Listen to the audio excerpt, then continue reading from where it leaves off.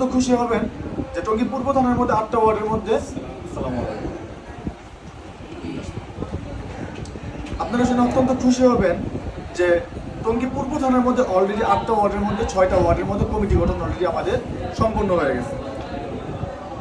আর মাত্র 2টা ওয়ার্ড আছে, এই 2টা ওয়ার্ডের মধ্যেও কিন্তু কথাবার্তা চলতেছে, কার্যক্রম চলতেছে। তার মানে আমি আশাবাদী যে আর বেশি না, আর 2-3 মাসের মধ্যে আমাদের 2 মাসের মধ্যে সর্বোচ্চ আমাদের টঙ্গী পূর্ব থানা কমপ্লিট হয়ে যাবে এবং টঙ্গী পশ্চিম থানার মধ্যেও কিন্তু কার্যক্রম কিন্তু চলমান।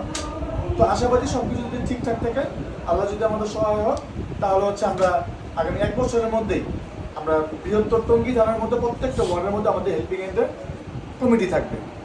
এবং আমাদের আরেকটা প্ল্যানিং আছে, সেটা হচ্ছে যে আমাদের যখন থেকে বৃহত্তর টঙ্গী থানার মধ্যে আমাদের কমিটিটা সম্পন্ন হয়ে যাবে, তখন আমরা একটা অর্গানাইজেশন ইউনিয়ন খুলব। এই অর্গানাইজেশন ইউনিয়নের আন্ডারে আমাদের যে একটা আন্ডারে বিভিন্ন ছোট ছোট যে সংগঠনগুলো আছে, যারা কিনা মানুষের হেল্প করতে চায়, কিন্তু কি তারা টাকার জন্য পারে না, পরামর্শের অভাবে পারে না, সহযোগিতার অভাবে পারে না, তাদেরকে আমাদের আন্ডারে আমরা রেখে একটা অর্গানাইজেশন ইউনিয়ন খুলবো আমরা। এই অর্গানাইজেশন ইউনিয়ন কি করবে, যখন আমরা বিভিন্ন সময়ে এই অর্গানাইজেশন ইউনিয়নের আন্ডারে যে সদস্যগুলো থাকবো, আমরা সবাই মিলে একত্রে কাজ করব। একটা সংগঠন আরেকটা সংগঠনকে আমরা সহযোগিতা করব এবং বছরে একবার আমরা একটা এই অর্গানাইজেশন ইউনিয়নের একটা সমাবেশ করব, যেখানে কিনা আমরা সকলে একটা বড় মাঠের মধ্যে আমরা সবাই একত্র হব, জমায়েত হব।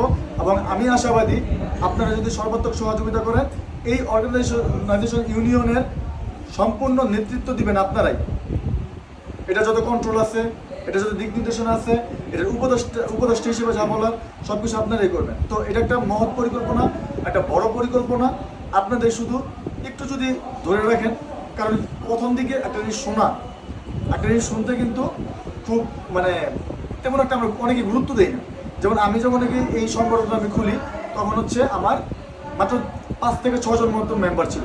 স্টার্টিংয়ে মাত্র 3 জন ছিল, 3 জন।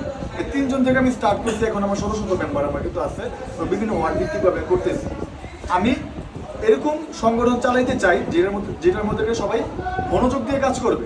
যেমন আপনাদের একটা উদাহরণ দেখাই, যখন নাকি আমাদের 3য় প্রতিষ্ঠা বার্ষিকী হয়, তখন আমরা একটা প্রোগ্রাম করছিলাম, তখন রাজ্জাক ভাই ওনারা ছিল, সবাই ওনারা দেখছে, কমিউনিটি সেন্টার একটা বড় একটা করা হয়েছে অনুষ্ঠান। তো তখনই আমার মেম্বার ছিল হচ্ছে আপনার 800-র মতো মেম্বার ছিল। এখন আমি যদি প্রত্যেকটা মেম্বার যদি আমি রাখতাম, তাহলে আমার এখন 5 থেকে 6 হাজার মেম্বার থাকতো, সমস্ত টঙ্গী এবং যে আউটসাইড মিলিয়ে 5 থেকে 6 হাজার মেম্বার। কিন্তু আমি তাদেরকে এই সংগঠনের মধ্যে রাখি বা তাদেরকে আমি অনুপ্রেরণা দিই, যারা কিনা আসলে অ্যাক্টিভলি কাজ করে। মানে আমার কথা হচ্ছে, যদি কাজ করি ভালো মতো কাজ করব, কাজ না করলে কি করা দরকার নেই, এরকম। কারণ আমরা তো কারোর উপর জোর জবরদস্তি করে করতেছি না। তো আপনারা অনেকেই জানেন যে আল্লাহ বলছে কি, যে আমি আমার বান্দাদের দুনিয়াতে পাঠিয়েছি কি ইবাদত করার জন্য। ইবাদত কত প্রকার? 2 প্রকার, হাক্কুল্লাহ, তাই না? একটা হচ্ছে যেটা নাকি আমরা শুধুমাত্র আল্লাহ তাআলার জন্য ইবাদত করি, হাক্কুল্লাহ ইবাদত, যেটা নামাজ পড়ি, কোরআন শরীফ পড়ি, সব কি আল্লাহ সন্তুষ্টির জন্য।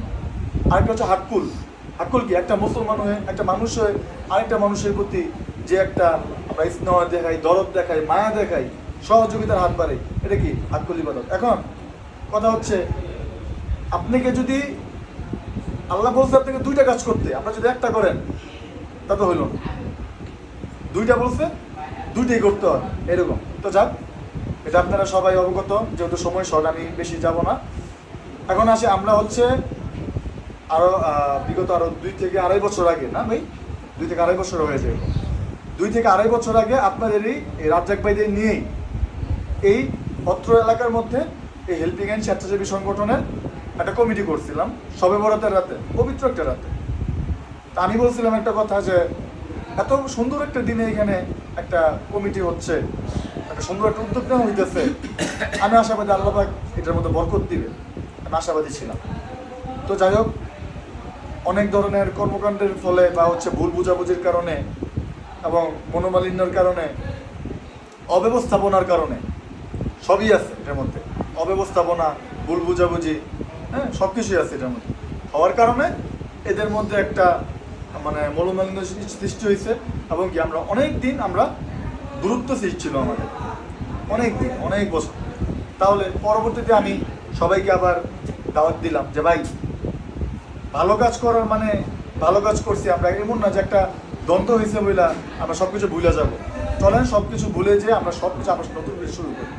তো এই জন্য এই জিনিসগুলো যেন, খুঁটিটা যেন স্ট্রংভাবে এখানে থাকে, শক্তভাবে থাকে, এটার জন্য আর নড়চড় না হয়, আগের বারের মতো না হয়, সেজন্য এবার একটু আমি স্ট্রংভাবে আমি এখানে চুক্তিপত্রটা আমি করলাম, একটু শক্তভাবে।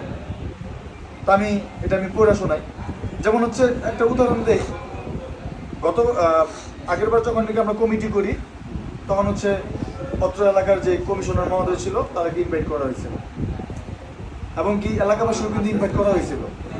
এলাকাবাসী দাওয়াত দেওয়ার পরে কি হইলো, আমি সবাইকে সতর্ক করছিলাম যে ভাই, এই যে আমরা লোকজন জমায়েত করলাম, অত্র এলাকার কমিশনার মহোদয় আমরা আনলাম, ইফতার পার্টির আয়োজন করলাম, এত কিছু করলাম, এই মুহূর্তে যদি আপনারা এই সংগঠনকে যদি ঠিকমতো কাজ না করেন, ঠিকমতো আগায় নিয়ে না যান, তাহলে কি হবে? কি করবেন? আপনার সুন্দর